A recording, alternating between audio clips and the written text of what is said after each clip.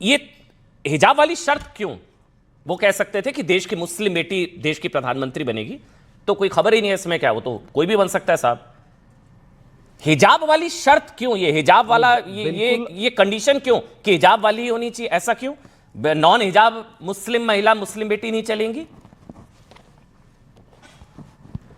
Barrister Owaisi साहब ने ये कहा कि हिजाब वाली भी भारत की प्रधानमंत्री बन सकती है और इंशाल्लाह एक दिन बनेगी, और हमारे नेता के बयान के साथ हम पूरी तरह से इसलिए मजबूती से खड़े हैं क्योंकि कुछ लोगों को लगता है कि हिजाब जो है पिछड़ेपन का सबूत है और एक महिला को क्या पहनना है ये चुनने का अधिकार उसका है।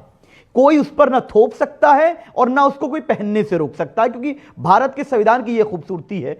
यही बात बैरिस्टर ओवैसी साहब ने कहा है कि आपने देखा कि तमाम लोग बने हैं अब तक प्रधानमंत्री, लेकिन जिसके पास मेजोरिटी हो, जो भारत का नागरिक हो, वो बन सकता है। अगर हिजाब पहनने वाली प्रधानमंत्री बनती है तो इससे किसी को समस्या नहीं होनी चाहिए। लेकिन नीतीश राणे और जो हिमंता ने बोला कि हिंदू ही बनेगा क्योंकि यह हिंदू राष्ट्र है, चर्चा तो उस विषय पे होनी चाहिए कि क्या भारत हिंदू राष्ट्र नहीं है और इंशाल्लाह कभी नहीं बनेगा। और ये बताइए, आपने कहा मजहबी आइडेंटिटी की 10 सेकंड। अरे मैं आप ही के पास आ रहा हूं, 10 सेकंड उसके बाद आपके के पास आ रहा हूं, आपने मैं आप ही के पास आ रहा हूं जी। हिजाबी महिला प्रधानमंत्री बने, अगर चॉइस है तो कोई दिक्कत नहीं है। पहली बात तो चॉइस होती तो ईरान में हिजाब जलता नहीं। खैर छोड़ दीजिए, मैं उस तरफ नहीं जा रहा हूं।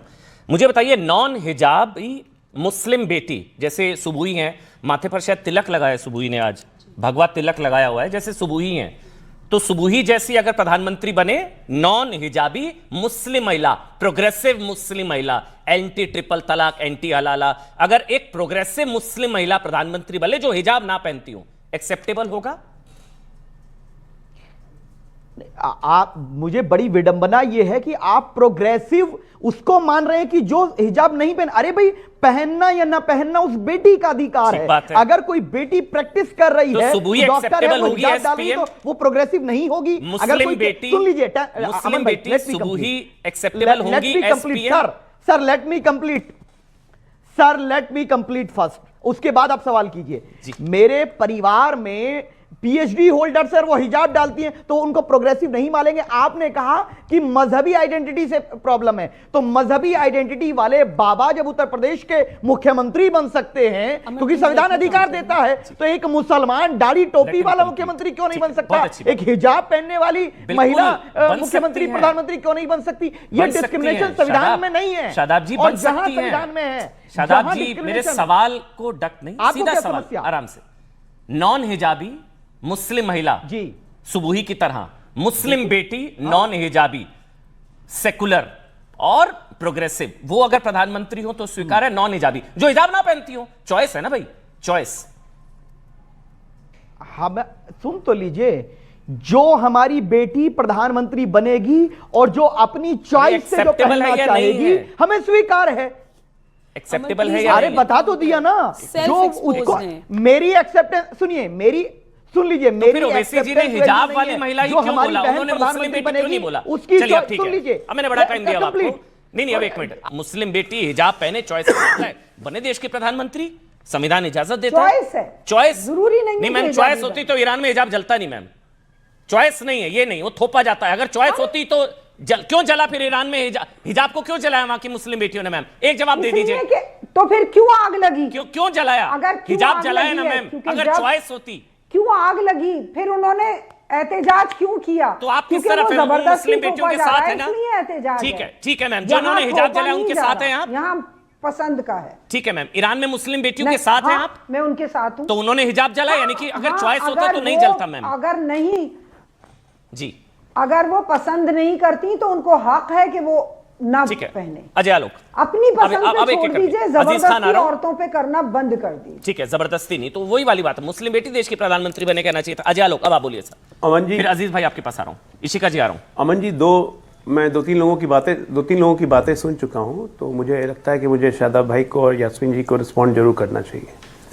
शादाब भाई ने कहा कि इंशाअल्लाह ये हिंदू राष्ट्र कभी नहीं बनेगा। ये हिंदू राष्ट्र नहीं बनेगा इसलिए अल्लाह की कसम खा रहे हैं। क्या ये सही बात है? आज हम कहें प्रभु श्री राम की कसम हिंदू राष्ट्र बना के रखेंगे, रोक सको तो रोक लो। ऐसी बातें मत बोला कीजिए ना, दूसरे को खराब लगता है, आप इंसाइट करते हैं, नहीं करना चाहिए। और मुझे तो आप पे गर्व होता है देख के आपको कि आपने नाम भी रखा है शादाब चौहान, अपनी हिंदू लिनेज की आज भी आप कदर करते हैं, आप खुल के बोलते हैं कि मेरे पूर्वज हिंदू थे। सरनेम छोड़ दिया। फिर नया नया मुल्ला को अल्लाह अल्लाह ज़्यादा नहीं करना चाहिए ना शादाब भाई, कम बोला कीजिए, ठीक रहता है। अब आते हैं, इन्होंने कहा यास्मीन मैडम ने कि जाति नहीं करनी चाहिए। शाहबानों पे क्या हुआ था? शाहबानों के केस में उस पर जाति नहीं हुई थी। मात्र 28 रुपये देने के लिए सुप्रीम कोर्ट से निर्णय बदलवाया गया। तो शाहबानों की जाति की एक महिला को जाति नहीं दिखती है?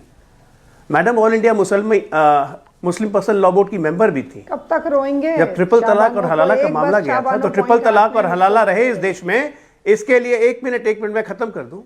अभी मैं सच्चाई बोल रहा हूँ, उसके बाद बोलिएगा अगर all India Muslim personal law board, all India Muslim, मैं खत्म कर दूं ना, उसके बाद बोलिएगा। हलाला को नहीं मानता मुस्लिम पर्सनल लॉ बोर्ड, नहीं, नहीं मानता। अभी एक और चीज बता रहा हूँ। आपने बोला कब तक रोएंगे? शाहबानों के लिए आपको रोना नहीं आता मैम?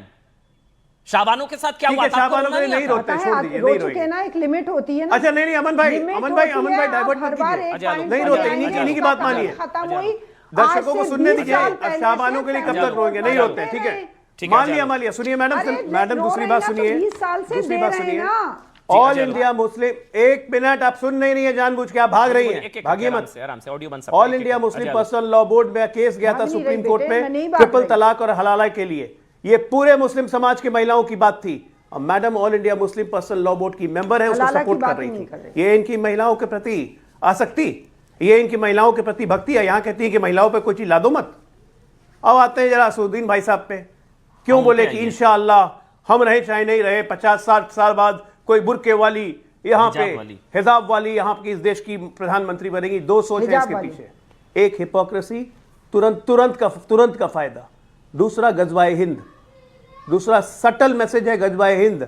कैसे बनेंगे प्रधानमंत्री भाई? आप बहुमत में आएंगे तभी ना प्रधानमंत्री बनेंगे। आबादी तो आपकी है नहीं बहुमत में आने की, तो प्रधानमंत्री कैसे बनेंगे? तो ये लॉन्ग टर्म सोच है। और दूसरी बात, हमें वोट इतना हिजाब पहनाने का शौक है, इतना सब कुछ करने का शौक है, अपने घर से ही शुरू कीजिए। ये उनकी बेटी के विवाह की तस्वीर है, कितनी अच्छी तस्वीर है। बेटी के अलावा 3 महिलाएं हैं मंच पे, एक ने भी न हिजाब पहना है न बुर्का पहना है। ये तो हिपोक्रेसी की हाइट है। बात यह है कि जब से यहाँ पे ट्रिपल तलाक, हलाला, इन सब पे बैन लगा है, मुस्लिम कुरीतियों को खत्म करने की एक चेष्टा की गई है, जिसका मुस्लिम समाज के कुछ वर्गों ने, मैं नहीं कह रहा हूं कि पूरे वर्गों ने, कुछ वर्गों ने समर्थन किया है, तब से ये या अल्लाह करने लगे।